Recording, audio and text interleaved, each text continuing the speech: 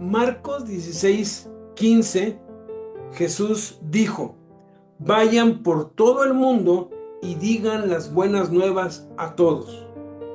Marcos 10:13 dice Jesús: y las buenas nuevas deben predicarse primero en cada nación antes que llegue el fin del tiempo. Dios siempre se ha interesado en el mundo entero. Muchos cristianos asumen equivocadamente que la responsabilidad de llevar las buenas nuevas a todas las partes del mundo solo pertenece a misioneros y pastores, pero la Biblia claramente indica que la responsabilidad de cada creyente es ser una clase global cristiana. Cada miembro es un mensajero. Cada uno de nosotros, sin excepción, es un mensajero, un enviado de Dios. Todos somos llamados para ser misioneros. Ahora, con el Internet, tecnologías de comunicación digitales y transportación aérea disponible prácticamente a cada esquina del planeta, nuestra responsabilidad ha aumentado. Pero también la tarea es mucho más fácil. Nuestro mundo está encogiéndose. Cuando se puede volar por el océano en menos tiempo que le toma cruzar la ciudad, la oportunidad de ser parte de la misión global de Dios alrededor del mundo está ahora disponible a todos nosotros.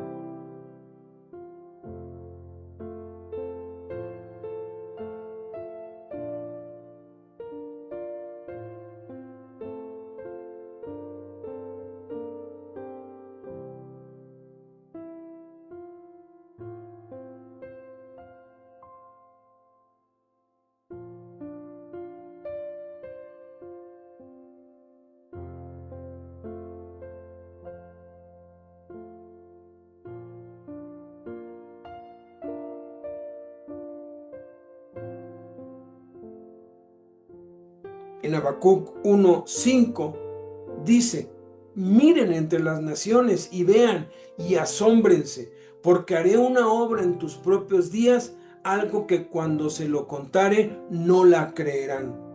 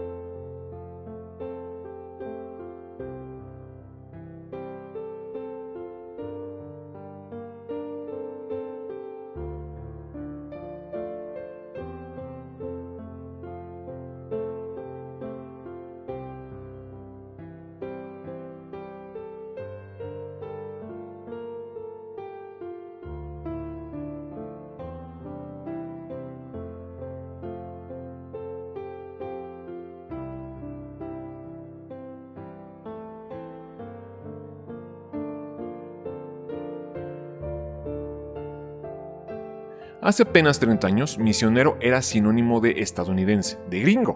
Antes el 99% de los misioneros eran de Estados Unidos. A partir del 2002 ya no. Desde hace más de 20 años se empezaron a enviar misioneros de México, de Guatemala, de Brasil, de Chile, de Colombia, de Argentina, de países de África y China. Está inundado todo Asia y Europa con misioneros que llevan el Evangelio de Cristo a todos los rincones. El Espíritu Santo ha dado conciencia misionera a muchas iglesias en muchas naciones de América Latina, Asia y África.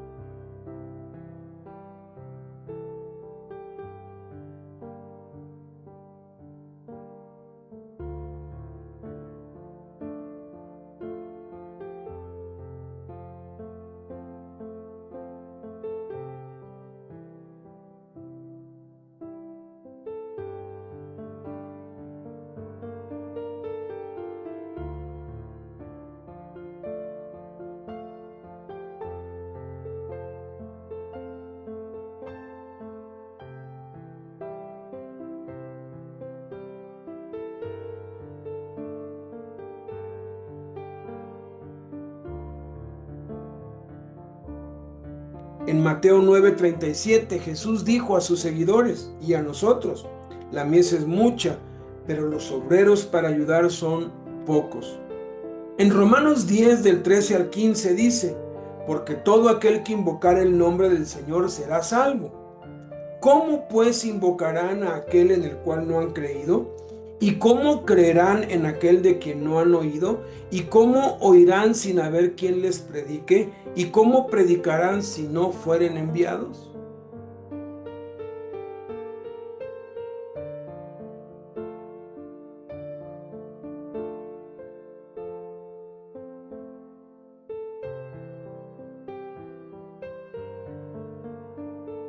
Esto se ve en Marcos 3 del 13 al 15. Después subió al monte y llamó así a los que él quiso y vinieron a él, y estableció a 12 para que estuviesen con él y para enviarlos a predicar y que tuviesen autoridad para sanar enfermedades y para echar fuera demonios.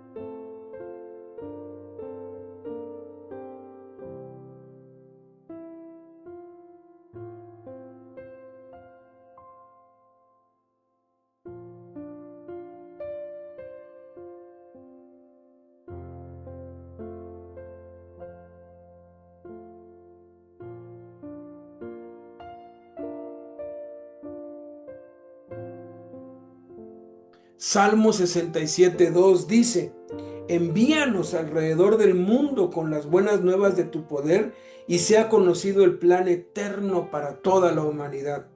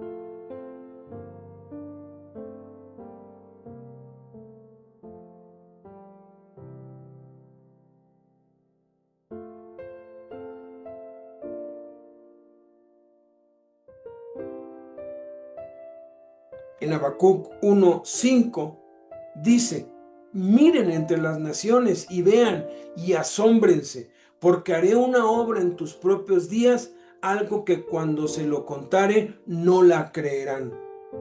En primera de Tesalonicenses 1:8 dice: se ha conocido su fe en Dios a lo largo del mundo. Hechos 17:26 dice: Dios determinó los tiempos para todos y los lugares exactos donde ellos deben vivir.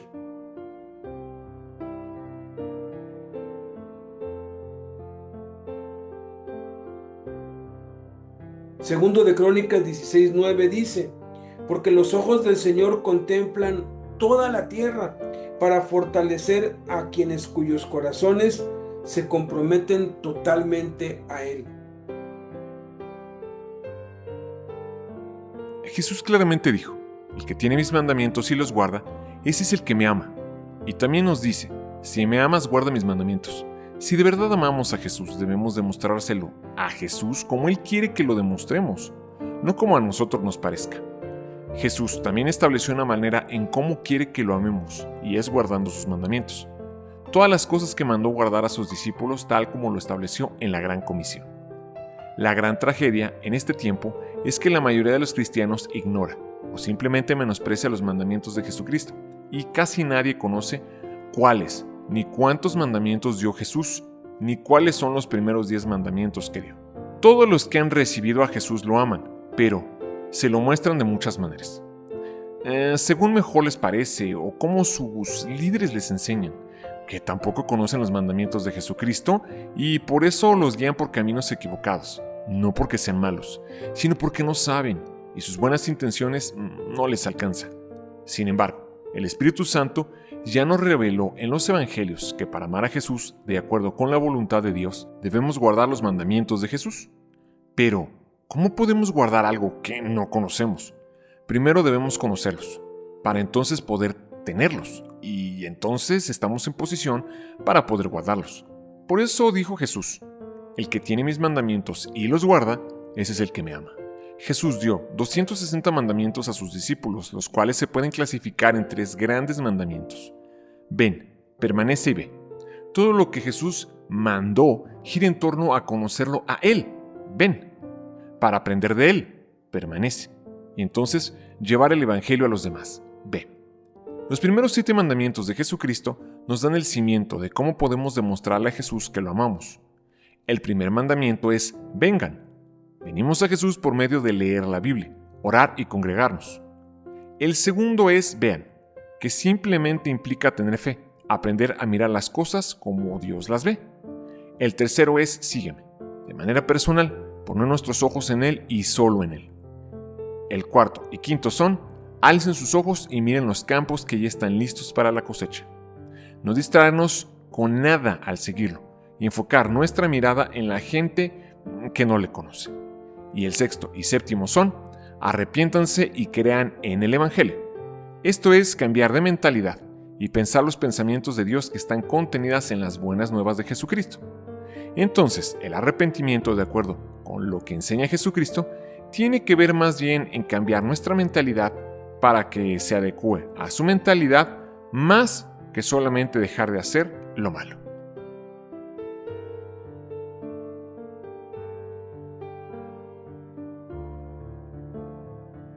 Hechos 1:8 dice: cuando el Espíritu Santo venga sobre ustedes, recibirán poder y serán mis testigos por todas partes, en Jerusalén, en toda Judea, en Samaria y hasta los confines de la tierra.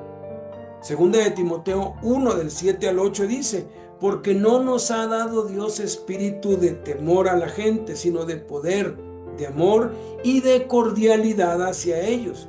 Si avivas este poder interno, nunca tendrás miedo de decir a otros sobre nuestro Señor Jesús. Salmo 2:8 dice Dios: pídeme y te daré por herencia a las naciones, toda la gente en la tierra será tuya.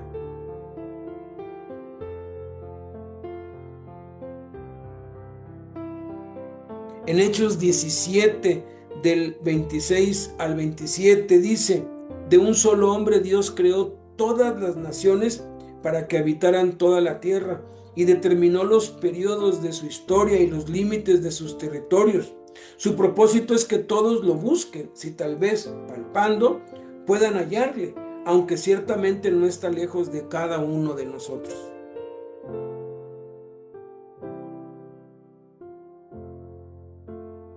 Lucas 9:62: cualquiera que es distraído del trabajo que he planeado para él, no es apto para el reino de Dios, dice Jesús.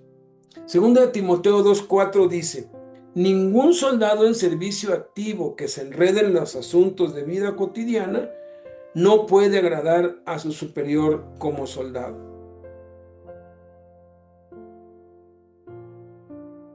En Marcos 8:35 dice: solo aquellos que hayan de perder sus vidas por causa de mí y de las buenas nuevas sabrán lo que realmente es vivir. En Hebreos 12:1 dice: despojémonos de aquello que nos reduce la velocidad o nos detiene, y corramos con paciencia la carrera que Dios ha puesto ante nosotros.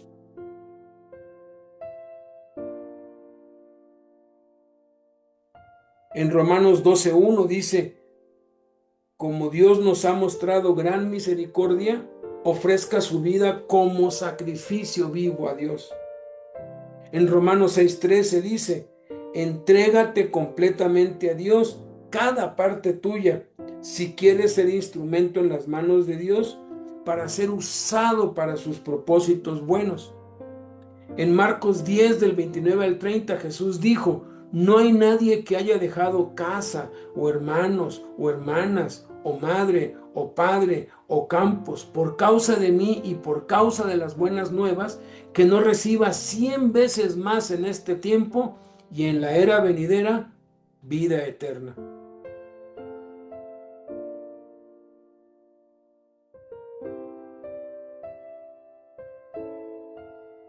Como para hacer cualquier inversión, primero es necesario sentarse a planificar, calcular los costos y las ganancias y considerar los beneficios y las opciones.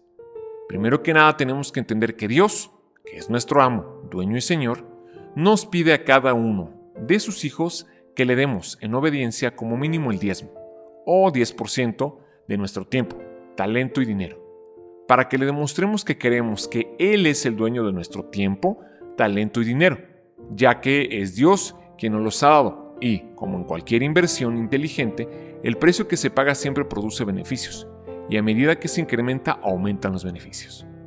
Empecemos por el tiempo. El día tiene 24 horas, que equivalen a 1440 minutos. El 10% de un día serían entonces 144 minutos, que equivalen a 2 horas con 24 minutos. Redondémoslo a 2 horas y media. Entonces tu meta inicial es alcanzar el mínimo a invertir para empezar a ver los dividendos. Supongamos que actualmente dedicas entre 15 y 20 minutos diarios de manera intermitente y no constante a Dios para orar y leer la Biblia. No tienes ni un plan de lectura ni un método para orar. Entonces, lo primero que tienes que hacer es calcular el porcentaje que estás invirtiendo actualmente en el reino de Dios. Si 1440 minutos es el 100%, entonces 20 minutos equivaldría al 1.4%. Y tu estado actual se ubicará entre el 0 y el 10% de la gráfica del tiempo. Entonces tu primera meta es llegar al mínimo, que sería el 10%, lo que implica invertir 2 horas más cada día. Ahora, Jesús enseñó un principio básico para crecer en su reino cuando dijo: el que es fiel en lo muy poco, también en lo más es fiel. Consigue un plan de lectura y un método para orar. Puedes empezar usando la Biblia en un año, en audio y video. Oremos por el mundo, la cadena de oración continua, en la página web de Fundación Emmanuel, en la sección Lo mejor de lo mejor. La lectura le tomará 12 minutos y asigne 13 minutos para orar con un temporizador. Empieza invirtiendo 25 minutos diarios durante una semana. La siguiente semana agrega 20 minutos más, dedicando 10 minutos a la lectura y 10 a la oración. Utilice el plan de lectura por objetivos en la misma sección de la página web para la lectura. La tercera semana aumenta 15 minutos para alcanzar una hora. Ya vas casi a la mitad de la meta.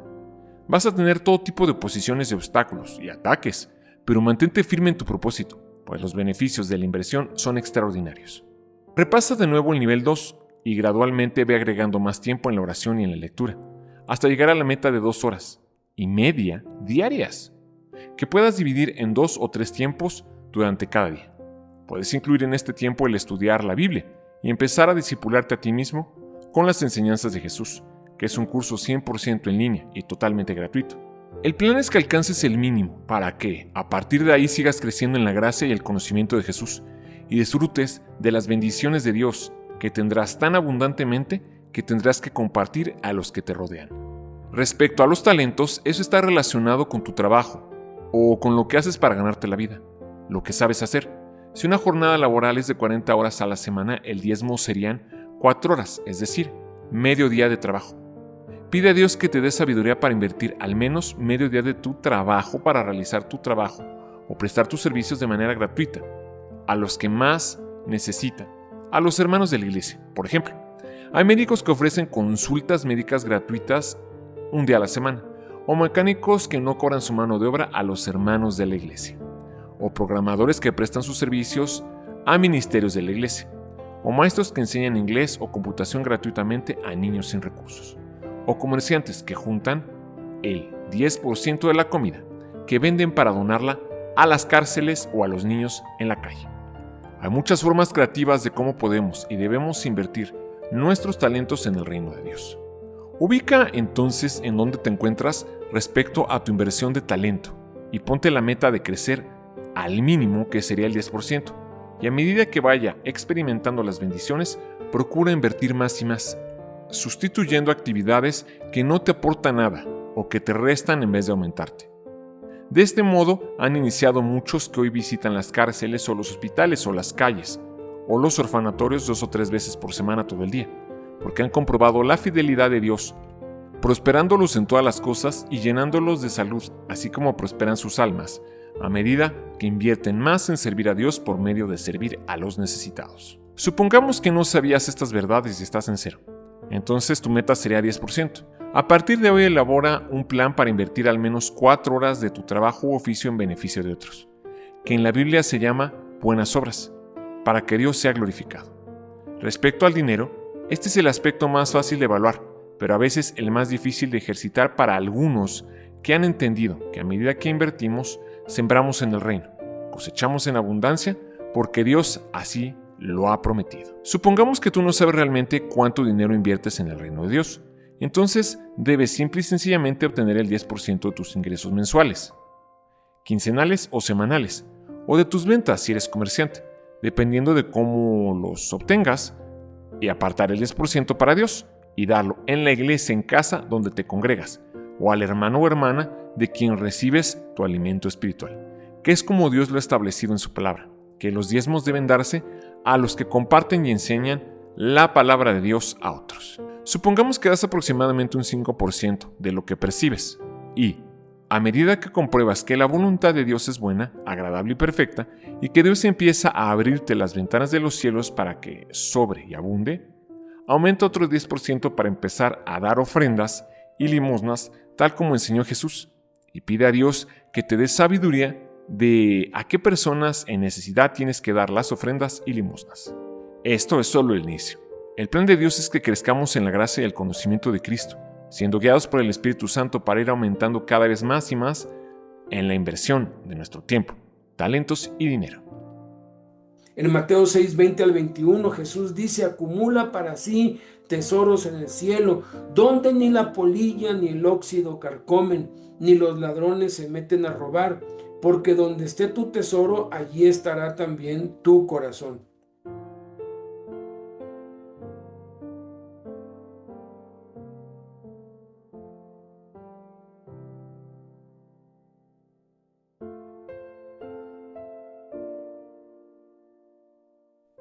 Lucas 16:9 dice: usa tus recursos mundanos para beneficiar a otros y hacer amigos. De esta manera, tu generosidad almacena un premio para ti en el cielo. Hechos 13:33 dice que David sirvió al propósito de Dios en su propia generación. Primera de Tesalonicenses 2, del 19 al 20, en la versión libre, Pablo le está diciendo a los tesalonicenses: ¿para qué es que vivimos? ¿Qué nos da esperanza y alegría y es nuestro orgullo y corona? Eres tú.